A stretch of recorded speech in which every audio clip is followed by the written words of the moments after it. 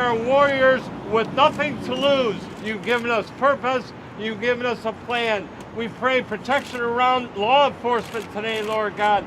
Let's do this, guys. Hey, guys.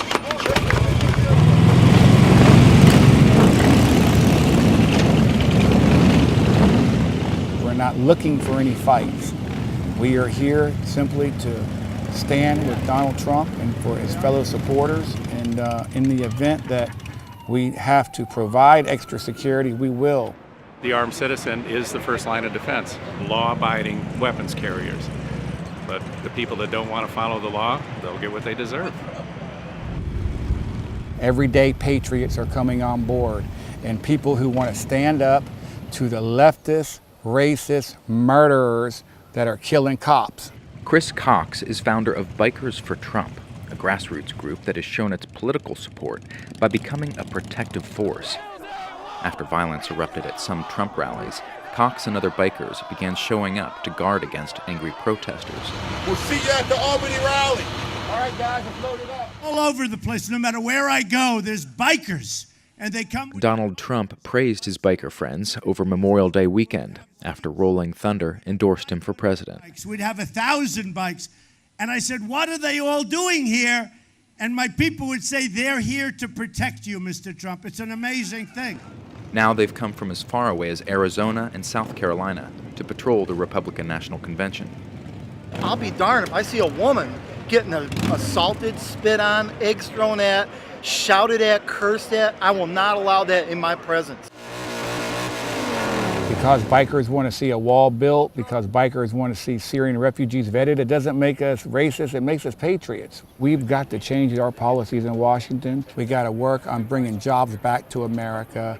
We have to work on race relations in America. I see Black Lives Matter, they're very frustrated with the way things are going, but the way that they're acting is counterproductive to our country. You see these young black men and women jumping up and down on cars and lighting things on fire, looting pharmacies. You'll never see a biker do any of those things. In the days leading up to the convention, Cox was camped 30 miles outside of Cleveland, planning a rally and fielding safety concerns. There's nothing but civil disobedience. There were reports that the new Black Panther Party would bring shotguns to protests. If they break through, it'll be small pockets. And there are going to be a lot of German Shepherds there that can chase them down. But I think everything will be fine. Donald Trump is not the first political candidate that Cox has backed. He worked for Dan Quayle in the 1990s. Dan Quayle gave me that. That was my keepstake, you know. I had retired from politics. I was fed up with it. And I became an artist, and I've done really nothing but carved wood since then. These are my paintbrushes, actually. This is how I make a living.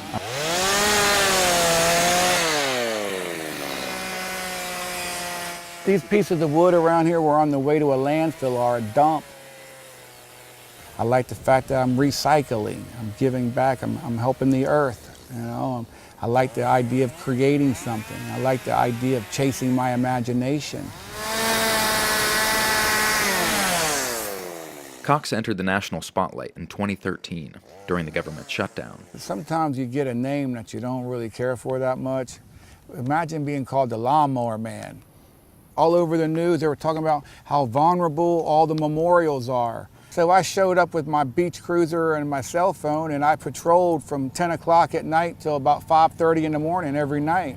Then the grass started getting higher, so I showed up one day with a lawnmower, started cutting the grass, and that's when all the attention came on.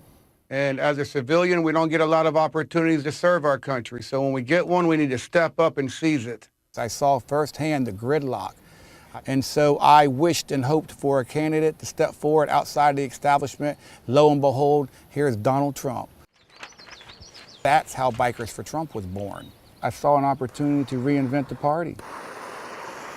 I spend all my money on it and about 90% of my time on it.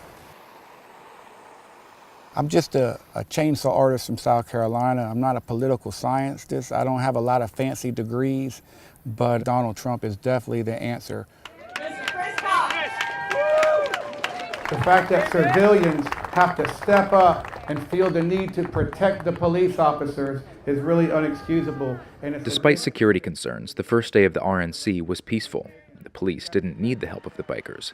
Meanwhile, Chris Cox ended up inside the convention, wrestling a banner from the hands of a female protester.